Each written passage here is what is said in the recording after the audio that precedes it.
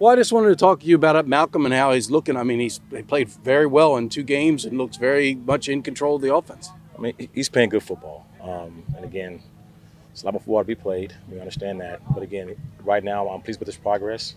He's got to keep pushing forward. He's playing more comfortable, more confident.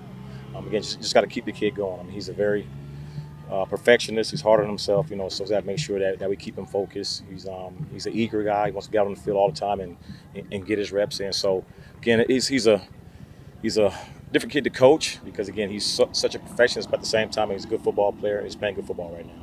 So do you think it's a case of just knowing the offense more, or is it me being more comfortable as the quarterback and knowing it's his job? And I mean, what do you credit what you've seen so far? I think basically it comes down to knowing that I'm the guy. Last year, we were kind of going back and forth, obviously, and moving him here and there. But when he said, "Coach, I'm the quarterback now. This is my team," so I'm focused. And again, he puts it on himself. So our responsibility is on his shoulders. He wants to lead his team to victory and to a bowl game, to CIC, and all that stuff. So he's taking the responsibility, and he's doing really good right now. I mean, from a untrained eye up in the press box, it looks like he's making his reads correctly. How's he grading out on that front, Coach? He's grading out, really good right now. So, but again, like I say, it's a lot more football to be played. And right now, we are bye week, but now it's going to start. We're going to go from Memphis to Air Force. I mean, get to our conference play. So it's going to get really, really serious here real fast. So for him, right now he's playing great, but he has to really, really step up for the rest of the weeks out. So he's playing well, and I'm happy for him. And it's my job to make sure that he continues to play better, and I'm going to do that. So I wrote in the paper the other day, he has better passing numbers in 2 games than he had all of last season. Yeah. I mean, more yards, better efficiency, etc.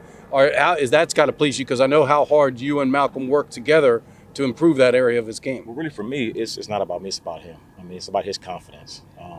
For him, I know he missed the first play action he missed. And he was, oh man, here we go. So then he missed the second one, and it was like, oh boy. But then he hit the rest of them. So that it was good for him to finish up that way. Again, it's all about his confidence, So to finish up that strong, and to finish and connect on those passes for touchdowns, again, right now he's on a high, and he wants to continue playing well. He's really detailed. He's in the meets, watching film, asking questions. He wants to know exactly what's going on for us, So we're in a good place right now. But again, for us, there's a lot more to be played. So we got to keep pushing forward.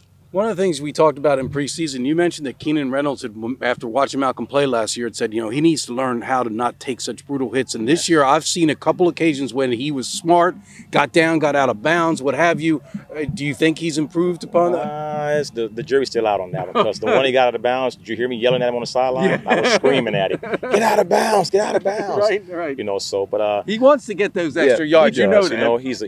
He's a tough kid, very, very tough kid. And he wants to go out there and get it done, but he has to be smart. A lot more football to be played. He has to take care of his body and be smart and get down when he can. 5 and dive, get on the ground, and get back up and play the next play. Well, after the ECU game, Coach Niumat was very, very praiseworthy of the job you're doing. He said he's so happy with the defense. Then this week I've had emails coming in from fans asking how long we're going to be able to keep this Newberry guy before Alabama hires him.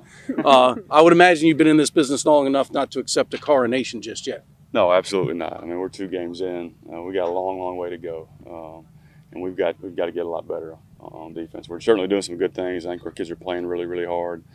We've tackled well up to this point, but we've got a long, long way to go to be a really good defense, and our players know that. Well, I was just going to say, how do you get the players from, they're getting patted on the back, and people are sending them emails too, probably saying, wow, the defense looks so great. How do you keep them on an even keel, because Memphis can make you look bad real fast? Yeah, well, there's a balance there. You want your kids to be confident in what they're doing and to have a little bit of maybe a little bit of a swagger. But at the same time, when we're watching film, they're seeing the same things that we're seeing. We're making those corrections, and we're keeping them humble. There's no way those kids are complacent. They're hungry to get better, and we'll continue to grow and hopefully get better every week. Some of the communication issues that you were concerned about from the opener, did you get them corrected in game 2? They improved. They certainly did.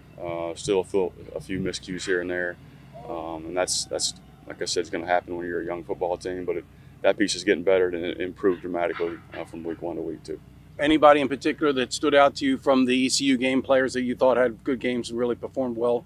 No, I thought we had several guys that played well. One guy stood out to me coming in, didn't start the game, but Alon Nash coming in and having 9 tackles. Yeah. And kind of a 6-man role there, and did a great job. I was really proud of the way he attacked the week. and went about his business. We had several guys. What play about well. Tommy, the freshman? Yeah, I was really pleased with him. He responded, huh? No question.